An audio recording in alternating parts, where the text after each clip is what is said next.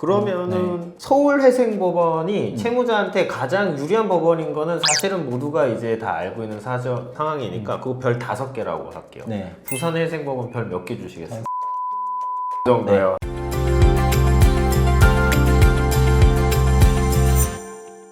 안녕하세요. 김은찬 변호사, 유익상 변호사이고요. 오늘 각 법원에 따른 개인회생 어떤 실무의 어떤 내용과 특색에 대해서 한번 편하게 이야기해보는 시간을 가져볼까 하는데, 첫 번째로 맏형이죠. 서울회생법원에 대해서 좀 이야기를 해보면, 서울회생법원의 어떤 특징을 한마디로 좀 정리를 해보신다면 좀 어떻게 정리 가능하시겠어요? 서울에서 할 수 있으면 무조건 해라. 아, 무조건 해라, 서울에서.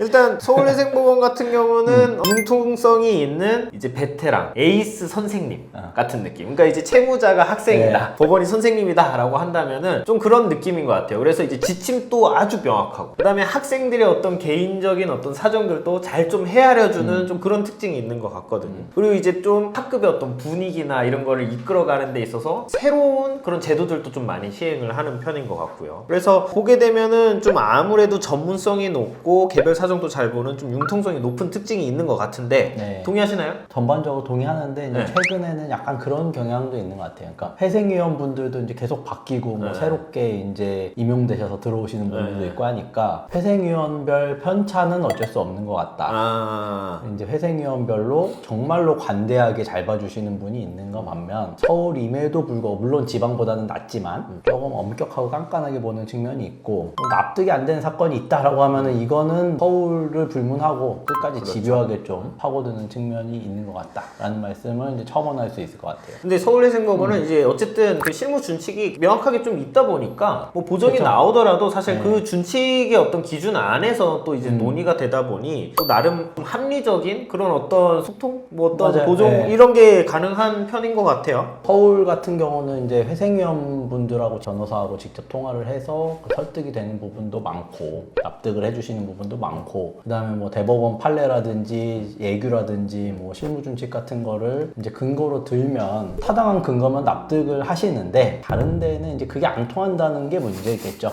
그 서울회생법원의 진행 속도는 좀 어떤 편이라고 보시나요? 굉장히 빠른 편이다, 뭐 이렇게 볼 수 있을 것 같아요. 뭐 통계적으로 뭐 보더라도 좀 빠른 편으로 다른 법원보다 개인회생 절차를 좀 빠르게 좀 진행하는 법원으로 나타나더라고요. 그래서 어쨌든 서울회생법원 가장 인기가 많은 에이스 선생님, 이렇게 좀 정리를 하면 될 것 같아요. 자, 두 번째로 살펴볼 법원은 부산회생법원입니다. 이 어떤 경남 지역의 왕이죠. 그런데 제가 느끼기에 뭐 서울회생법원을 좀 예로 들었으니까 부산회생법원도 한번 좀 예를 들자면은 조금 또 부산 사나이적인 어떤 권위적임이 있는 합리적 부장 선생님 정도로 좀 정리를 해보고 싶습니다. 그래서 어쨌든 경남 지역의 사건을 이제 굉장히 많이 이제 담당을 해 오고 있고, 그러다 보니까 이제 경험이 이제 굉장히 좀 많은 편으로 평가를 할 수 있을 것 같은데, 이게 좀 제 생각에는 서울회생법원의 준칙을 가지고 왔잖아요. 가지고 와서 이제 뭐 발 맞춰 나가는 그런 이제 추세인 것 같은데, 또 나름의 이런 표현은 좀 곤조가 있는 것 같긴 하거든요. 서울과는 독립된 법원이다 라는 게 있는 것 같고, 과거에도 이제 뭐 전세 사기 피해자라든지 이런 준칙들을 발표할 때 서울보다 앞서서 아니면 서울보다 더 구체적으로 자세하고 상세하게 뭐 이렇게 발표했던 적이 있어요. 그러니까 그런 걸 보면은 어쨌든 서울에 종속되기보다는 독자적인 법원이다라는 거를 좀 표방하고 싶어하는 느낌이 있는 것 같고, 다만 이제 문제는 사건 진행이 좀 굉장히 느린 게 문제일 것 같아요.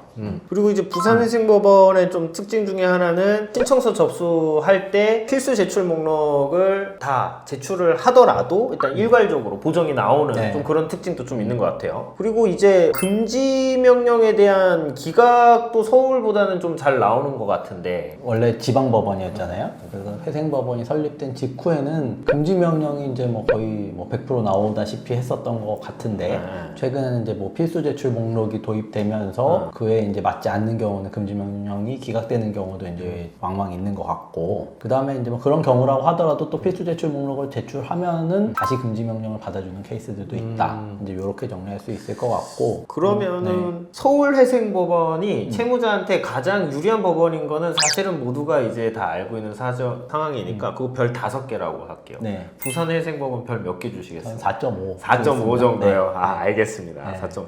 부산회생법원은 합리적이고 곤조 있는 부장 선생님 네. 요 정도 네. 별 4.5점 드리는 걸로 네, 그렇게 정리를 한번 해보고요. 다음 법원은 이제 수원회생법원. 수원회생법원 가겠습니다. 수원회생법원도 이제 마찬가지로 서울회생법원의 실무준칙을 따르는 회생법원인데 이제 여기도 부산이랑은 조금 뭐 비슷한 것 같아요. 어쨌든 꽤나 이제 지역 자체의 관할 지역이 굉장히 넓기 때문에 일단 속도가 좀 느리다는 특징이 좀 있는데 제가 봤을 때는 비행 청소년을 싫어합니다. 주식 코인을 싫어하는 바쁜 아주 바쁜 선생님 뭐 요 정도로 정리를 해볼게요. 직책을 뭐 과목은 뭐 하나 붙여야 되나요? 뭐 붙일 수 있으면 붙여주시죠. 비행 청소년을 싫어하는 바쁜 학주 좋은 생각인 것 같아요. 예, 학주로 하겠습니다. 학생 준 선생님 정도로 하겠습니다. 네. 그러면 제가 아까 말씀드렸듯이 여기 이제 주식이랑 코인을 안 좋아해요. 안 좋아해서 이게 좀 웃긴 것 같아요. 서울회생법원 안 좋은데 서울회생법원 따르기로 했으니까 청산가치에 잡을 수는 없는데 그쵸. 싫은 티는 꼭 내더라고요. 그러니까 이게 여기를 특징적으로 살펴보면 23년도에 법원이 생겼고 회생법원이 그때 이제 제가 영상도 찍은 게 회생법원 만들었는데 수원은 주식코인 그대로 반영하더라. 그렇죠? 실무준칙이 다르게 했다가 이제 서울, 부산하고 똑같이 주식코인도 이제 청산가치 반영 안 하겠다라고 바꿨지만 그렇게 바꿔놨으니까 반영은 안 하겠지만 어쨌든 싫은 건 싫은 거예요. 그렇죠. 네. 그래서 굉장히 이제 그런 내역이 있다라고 하면은 반영은 안 하더라도 굉장히 이제 이를 갈고 안 좋은 인상을 갖고서 이제 채무자를 조금 더 깊이 있게 조사를 한다. 이런 정도로 정리할 수 있지 않을까. 그러니까 제가 봤을 때 다른 거에 대해서는 좀 융통성이 있고 뭐 크게 뭐 그런 건 없는 것 같은데 유독 좀 약간 주식 코인에 대해서는 싫은 티를 굉장히 내는 법원으로 평가를 하면 좋을 것 같고요. 거기에 이제 좀 맞물려서 이제 주식 코인으로 이제 채무 발생했는데 이제 변제율까지 이제 낮다. 그러면은 이제 뭐 금지명령 기각을 내는 경우도 조금 있는 것 같아요. 드물지만 100%는 아니지만 드물게 뭐 간혹 있는 것 같다. 이제 이렇게 말씀드릴 수 있을 것 같아요. 여기에 어떤 진행 속도는 어떻게 보시나요? 진행 속도 뭐 빠른 편은 아니지만 뭐 그렇다고 해서 이제 못 기다릴 정도는 아니다